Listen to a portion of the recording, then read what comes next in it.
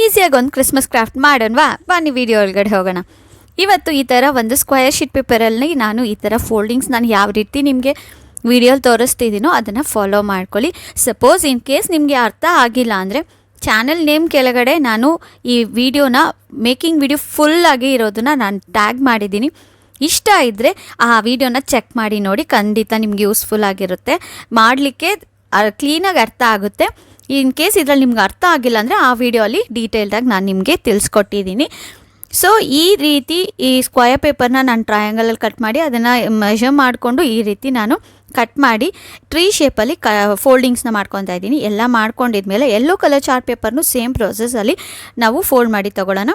ಈ ರೀತಿ ಫೋಲ್ಡ್ ಮಾಡಿದ್ಮೇಲೆ ಒಂದು ಟ್ರೀ ಶೇಪಲ್ಲಿ ಕಟ್ ಮಾಡಿ ತೊಗೊಂಡು ಅದನ್ನು ನಾವು ಇವಾಗ ಪಿಂಕ್ ಕಲರ್ ಪೇಪರ್ ಒಳಗಡೆ ಇನ್ಸರ್ಟ್ ಮಾಡಿಕೊಂಡ್ರೆ ಅಷ್ಟೇ ಈಸಿಯಾಗಿ ಒಂದು ಕ್ರಿಸ್ಮಸ್ ಟ್ರೀ ರೆಡಿ ಆಯಿತು. ನೀವು ಮಾಡಿ ನೋಡಿ, ಇಷ್ಟ ಇದ್ದರೆ ಲೈಕ್, ಶೇರ್ ಆ್ಯಂಡ್ ಸಬ್ಸ್ಕ್ರೈಬ್ ಮಾಡ್ಕೊಳ್ಳಿ. Tata, thanks for watching.